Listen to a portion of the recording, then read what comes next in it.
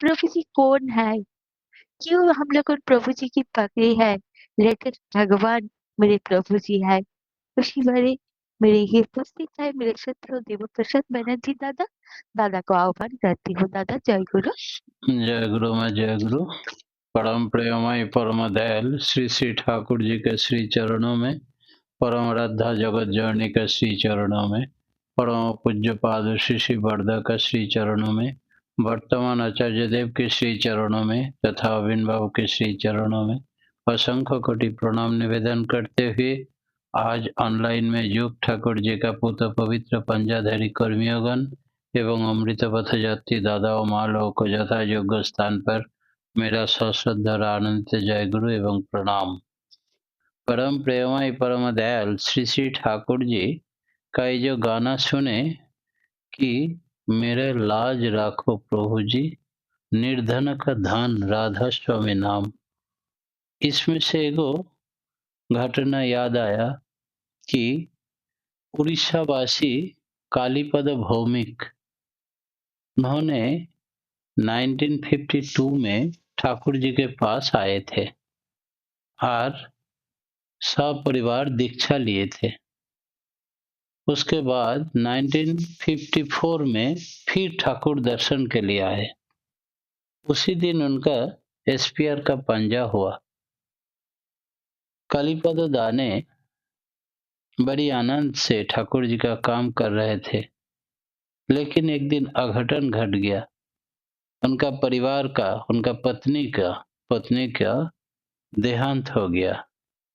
Diarrhoea हुआ और diarrhoea से हॉस्पिटल, कटक मेडिकल हॉस्पिटल में उसका एडमिशन करा दिया। 7 दिन एडमिशन रहने के बाद देहांत हो गया। मर जाने के साथ साथ कालीपददार तीनों बच्चा इतना रोने लगा, गुरु भाई लोग सब आके बंदे पुरुषोत्तम ध्वनि देने लगे और उसका डेड बॉडी को उतार दिया, बेड से नीचे कर दिया। नीचे में बैठ के सब मिलके पूरा नाम करने लगे। 7 घंटा कंटिन्यू नाम करने के बाद फिर वो आंख खोला। उनका पत्नी जब आंख खोली तब डॉक्टर को बुलाया गया। डॉक्टर भी आश्चर्य हो गया, ऐसा भी होता है। तो उनको फिर से बेड में उठाया, सलाइन ऑक्सीजन चालू कर दिया। एक दिन के बाद उसको रिलीज कर दिया, पूरा ठीक हो गया। उसके बाद बहुत दिन तक बचे।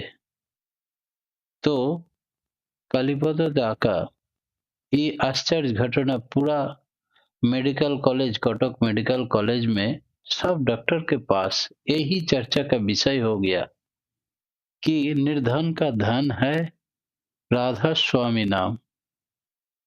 ये नाम का इतने महत्व है कि मरा हुआ आदमी जिंदा हो सकता है, कि विश्वास है इन लोगों का। सब रो रो के सिर्फ नाम कर रहे थे और गुरु भाई लोग बंदे पुरुषोत्तम ध्वनि देते रहा। आश्चर्य की बात है, मेडिकल साइंस तो फेल कर गया। गुरु कालीपद दा ने एक बार फिर, कर्मी है ठाकुर जी का, एसपीआर है, तो 3 महीने के बाद जो कर्मी बैठक होता है देवघर में आते हैं, तो देवघर कर्मी बैठक खत्म हो गया, फिर भी भगवान का संग करने के चलते थोड़ा भीड़ कम हो जाए तो ठाकुर जी के पास बैठेंगे, कुछ बातचीत सुनेंगे, यही मतलब से घूम रहा है। जैसे ठाकुर जी को प्रणाम करके बैठे, ठाकुर जी बोला, हे तुम कहाँ यहाँ वहां घूमता हो, जाओ, घर नहीं जाना है, जल्दी घर चले जाओ, आज ही चले जाओ। लग गए, हाँ, और 2 दिन रहने का मन था, बेचारा क्या करेंगे। प्रभु जब बोल रहा है निश्चित कुछ कारण होगा। जब घर पहुंचा तो देखे मेरा पिताजी बड़ी सुस्त है, एकदम बीमारी, शय्याशायी हो गए। अब पानी नहीं निकल रहा है। इस स्थिति में जाके तो मुंह में पानी दिया, पकड़ के नाम किया। बहुत उम्र हो गया था पिताजी का। एक दिन के बाद पिताजी का देहांत हो गया। पिताजी का एकमात्र लड़का, अंतिम समय रहना जरूरी था। परमपिता इसीलिए भेज दिए उनको। पिताजी का सारी श्राद्ध कांड कंप्लीट करने के बाद ठाकुर जी के पास गए। ठाकुर जी बोले, ठीक समय पर नहीं जाने से तुम्हारा पिताजी का मुक्ति नहीं हो रहा था, तुम्हारे चलते बेचैन था। ठाकुर जी का कितना मालूम है, कौन कौन स्थिति में है, सारी मालूम। एक परिवार का, हर आदमी का, हर दुनिया का, सबका इतना ख्याल रखते हैं। एक आदमी वो आदमी हो ही नहीं सकता। इस भगवान जो सर्वत्र विराजमान, सबका अंदर में परमेश्वर परमात्मा के रूप में बसते हैं, इसी को हमको गुरु के रूप में मिल गया। इसी जीवन में हमारा जीवन, सब सत्संगी का जीवन धन्य धन्य हो गया।